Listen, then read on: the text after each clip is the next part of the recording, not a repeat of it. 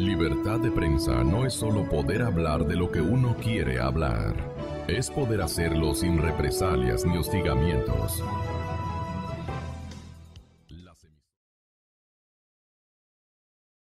Yo creo que en la seguridad social lo que necesitamos es buscar la manera más hábil dentro de este proceso para buscar la forma más hábil y franca que esta auditoría que se va a hacer al Seguro Social. Para mí lo principal es conocer y que los afiliados por primera vez conozcamos por fin cuánto debe el Estado a la seguridad social. Para mí ese es el interés más grande dentro de todo este proceso.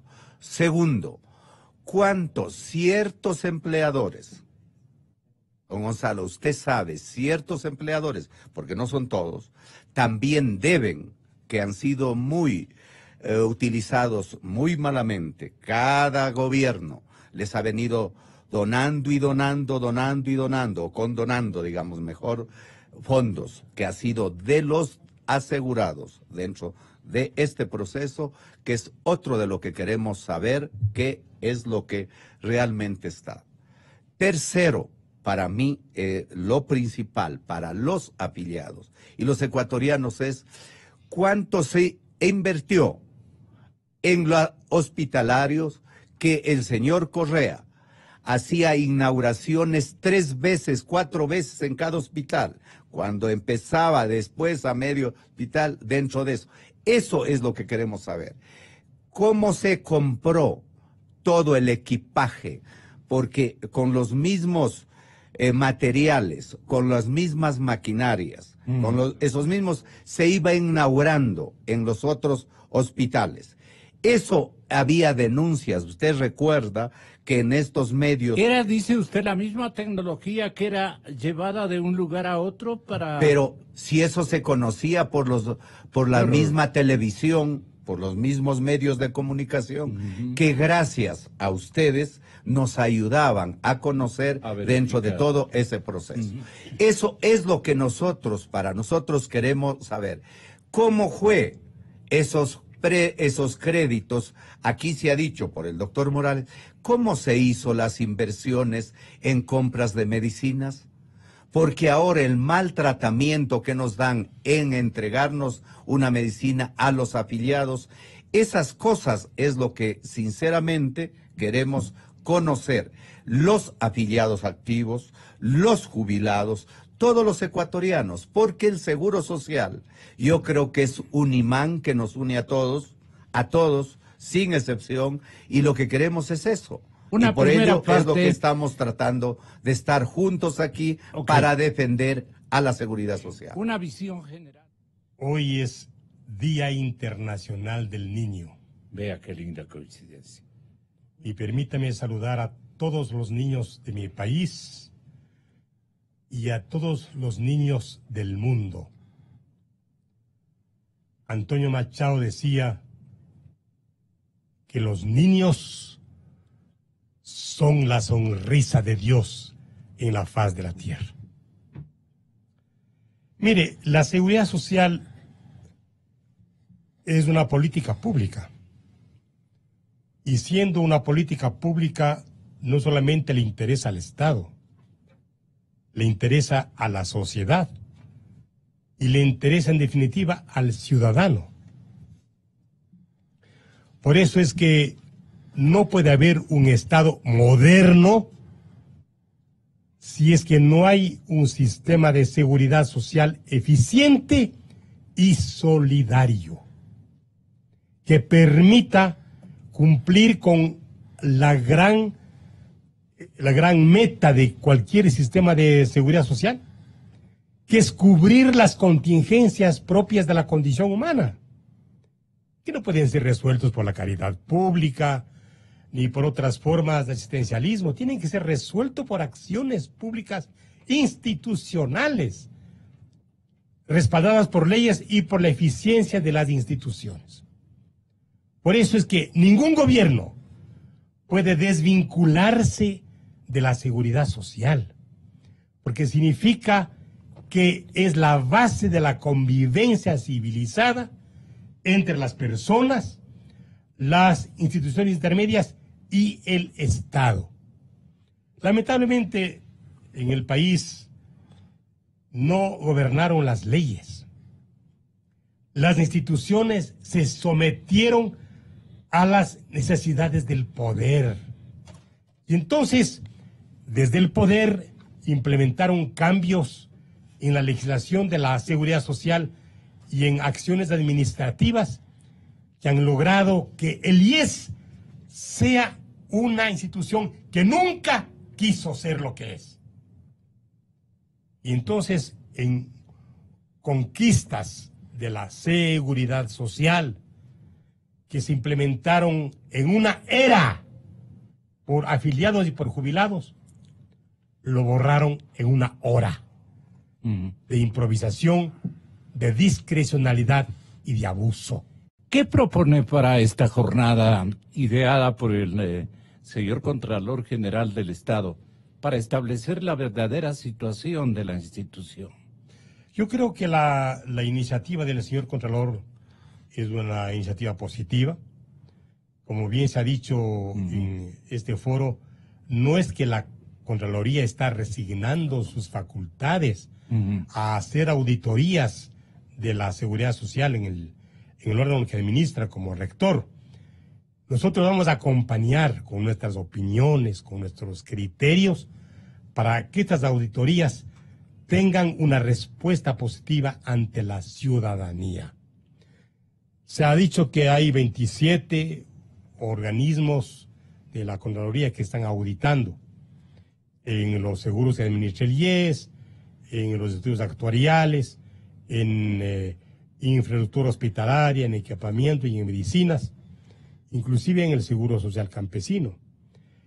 Lo que nosotros queremos es que el país conozca cuál es la realidad de la seguridad social en el país, porque se cometieron muchos atropellos.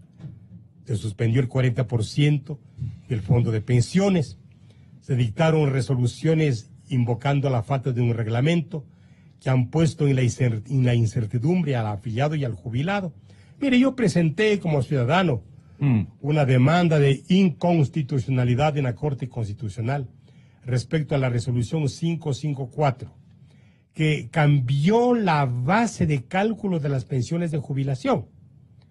Para que me entienda la ciudadanía, una persona que ingresaba al sistema antes de agosto del año pasado, el IES, el propio IES le decía, su pensión de jubilación va a ser $1,800 al mes.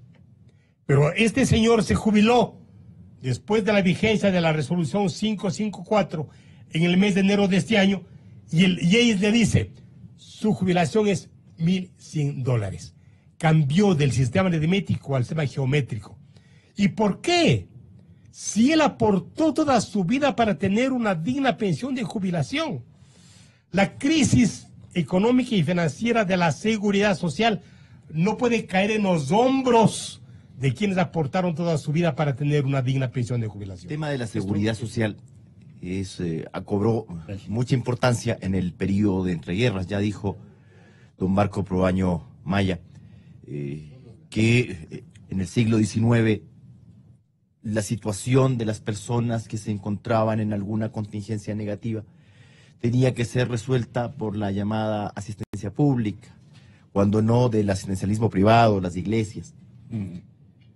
Y es justamente en Ecuador una de las primeras naciones, no la primera, pero una de las primeras naciones, que ya establece constitucionalmente el 29 la obligación de establecer seguros sociales.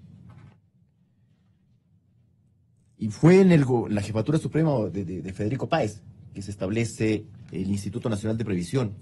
Y siempre hubo la preocupación, independientemente del color que tuvieran los gobiernos, por lo menos en la letra de la ley, de garantizar la autonomía y la estabilidad de este instituto previsional con la creación de cajas, la caja del seguro, la caja de pensiones, finalmente el año 70 con el Instituto Ecuatoriano de Seguridad Social en reemplazo de la Caja Nacional de Seguro. Siempre se quiso decir que este era un ente autónomo y que había que asegurar la estabilidad de sus finanzas por la delicada misión que tienen estos institutos, que no solamente son cuestiones importantes y complejas en el Ecuador, sino en el mundo, que siempre discutimos cuál es el mejor sistema, porque claro, nos preocupa. ¿Qué pasa con una persona cuando por A, B o C circunstancias ya no puede satisfacer sus necesidades en virtud de su propio trabajo? ¿Qué pasa cuando una persona sufre un accidente? ¿Qué pasa cuando una persona llega ya a un estado de que por la edad no puede seguir produciendo? No puede quedar a la deriva, pues no puede quedar a merced de la caridad familiar, peor aún, de la del colectivo. Y bueno, la importancia entonces ha sido que constitucionalmente cada vez y cuando hemos señalado que estos institutos, el IES en este caso, es un ente autónomo, que sus fondos son distintos de los del Estado, que tiene unas fuentes de financiamiento, aporte estatal, aporte de trabajadores, aporte de los empleadores, con la finalidad de financiar las prestaciones y no otra cosa. Siempre hemos dicho eso, siempre lo hemos puesto en la Constitución, pero los gobiernos... ¿Qué vendría a ser la otra cosa? Perdone, doctor. Claro, los gobiernos muchas veces han utilizado a la Seguro Social como una fuente de financiamiento de las arcas estatales. Porque claro, el IES tiene unos ingresos. Claro. Ahora, el IES no es que mete la plata en el banco y ahí la deja. Es como que uno personalmente tiene muchas opciones. Usted puede ahorrar o no ahorrar. Y si usted ahorra, verá si deja el dinero quieto o lo invierte. Ahora, como las necesidades de la población son cada vez mayores, y usted sabe, siempre hay un nivel creciente de personas que requieren las prestaciones del Seguro Social. Y eso puede hacer que el seguro en determinado momento se comience a desfinanciar. Entonces hay que, se dice, invertir. La Constitución del 98 decía que el Seguro Social tenía que invertir sus recursos en cuestiones seguras. Y rentables. Seguras, seguras y rentables. Líquidas y rentables. De eso ya nos hemos olvidado. La Constitución 2008 ya. Bueno. Y claro, usted tiene frente a ese ente público una Contraloría que tiene la obligación de controlar el uso de los recursos estatales. El IES es una institución del Estado, no confundir Estado con gobierno. Y la Contraloría lo que tiene que hacer dentro de sus facultades constitucionales es determinar y dirigir el sistema de control administrativo. Como aquí se ha dicho, nosotros no vamos a realizar la auditoría, porque eso le corresponde a la Contraloría General de la Nación. Y claro, cuando la Contraloría realiza esta vigilancia en el uso de los recursos públicos, básicamente lo hace a través de las auditorías a periodos completos, porque esto es lo que se va a analizar.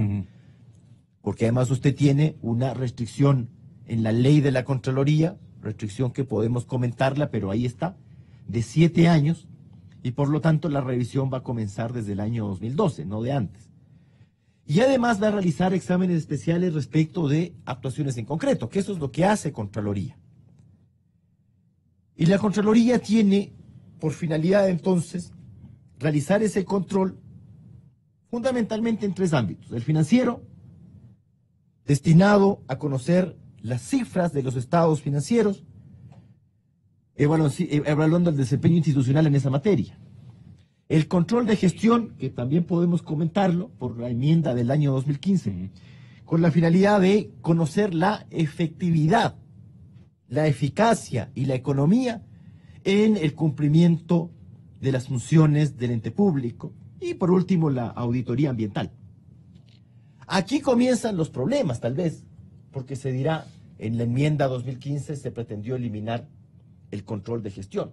Bueno, sí se pretendió, me queda clarísimo que esa ha sido la intención de algunos señores del exoficialismo, de cortarle por lo menos una de las manos a la Contraloría, eliminando el control de gestión. Pero debo hacer presente que ese control de gestión señalado en la Constitución del año 2008, es decir, el control a la constitución de los objetivos de las instituciones estatales, nunca se desarrolló en la ley.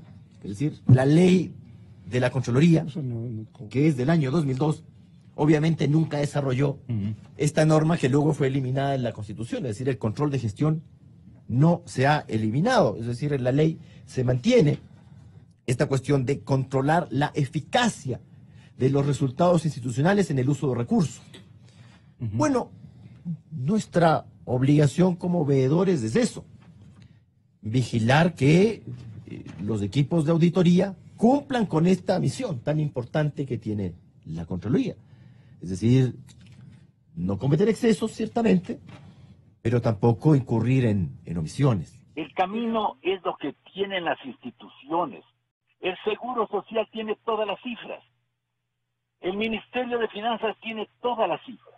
La Superintendencia de Bancos tiene todas las cifras, la Superintendencia de Compañías las tiene. Y la Contraloría, por supuesto. Entonces aquí es un poco, el tema es tan grave, el problema es tan enorme, vamos metiendo personas de todos los campos. Nosotros desde el lado empresarial creemos que no es el camino.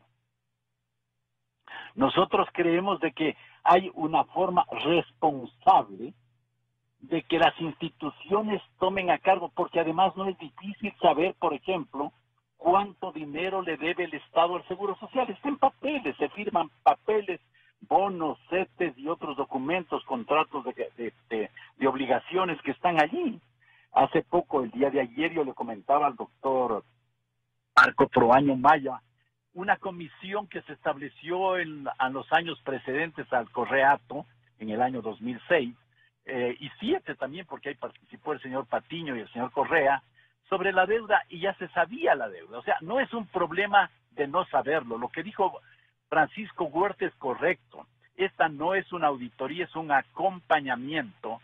Pero al mismo tiempo, Gonzalo, la pregunta que yo le hago a usted como periodista es, ¿no los periodistas ecuatorianos acompañan a todos los problemas que tiene el Ecuador? Entre ellos, por ejemplo, EXA y otras radios sobre los temas del Seguro Social. Porque de lo contrario vamos a terminar el Ecuador, que está haciendo en este año bien las cosas.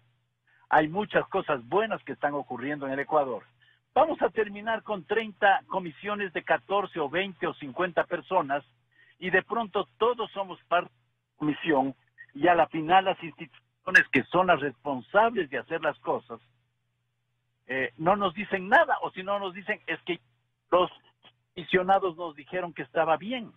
Entonces a mí me parece que hay que profundizar, hay que estudiar y hay que mirar bien por dónde van las cosas, a dónde quieren llegar. Debatamos esto, doctor Marco Morales. ¿Cuál es su opinión ya de complemento, digamos? Porque hemos iniciado de alguna manera ya un debate. ¿Qué es lo que conviene y qué es lo que no conviene? O esta auditoría o esta disposición o esta iniciativa vale la pena abrigarle, dándole los elementos más importantes que requiere como recambios la seguridad social, o nos apegamos estrictamente a la letra con que fue creada esta institución. A ver, hay varios temas que usted ha planteado, Gonzalo. Dentro de esto que yo digo es muy complejo. Cuando yo me afilio a la Seguridad Social, estoy firmando un contrato. Yeah. Y ese contrato que estoy firmando es un contrato para que la Seguridad Social me otorgue todas las prestaciones que en ese contrato está.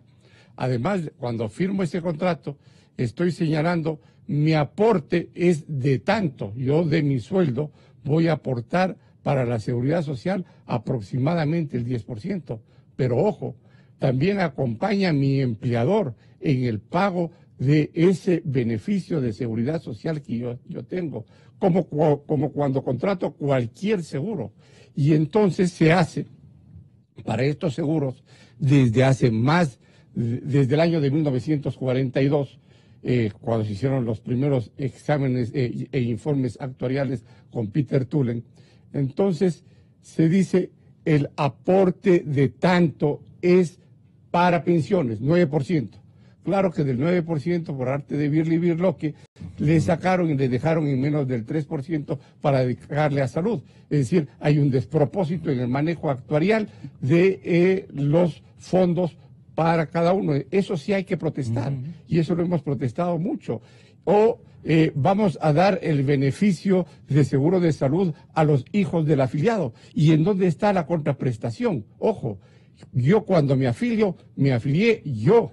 Y claro que se dejaba pues algo financiado para el cuidado del hijo de la madre afiliada hasta los 6 años de edad, pero luego se abrió. Bueno, entonces esto yo quiero dejar muy claramente. ¿La institucionalidad administrativa del IES no es la que ha fallado? ¿No es la que se ha tomado? Yo no diría que es el IES el que falla. Son las gentes que cuando están, por ejemplo, los últimos 10 años, ¿quién es el que metió la mano en la seguridad social? Eso. El gobierno nacional. ¿Por qué metió la mano? Fíjese con la famosa, un título terrible de la ley de justicia laboral. ¿Sabe qué se hizo con la ley de justicia laboral? Se quitó el 40% del aporte del Estado para el equilibrio del pago de pensiones a jubilados. Por eso es que, lo que señalaba Marco hace un rato, ¿sí?, de 1.800 a 1.100, porque no hay el 40% del componente, ¿ya? Sí, o sea, yo estoy de acuerdo con Manuel, a quien lo saludo a la distancia y le doy un fuerte abrazo. Pero el tema es el siguiente. Ya salió pues la cifra de los 2.500 millones de dólares para el pago de salud, más de 300 millones de dólares en intereses. ¿En dónde está pues esa cantidad de dinero que le debe el gobierno al Instituto Ecuatoriano de Seguridad Social? Esto yo creo que es lo que nosotros vamos a revisar y hacer. Nosotros no vamos a hacer los exámenes especiales.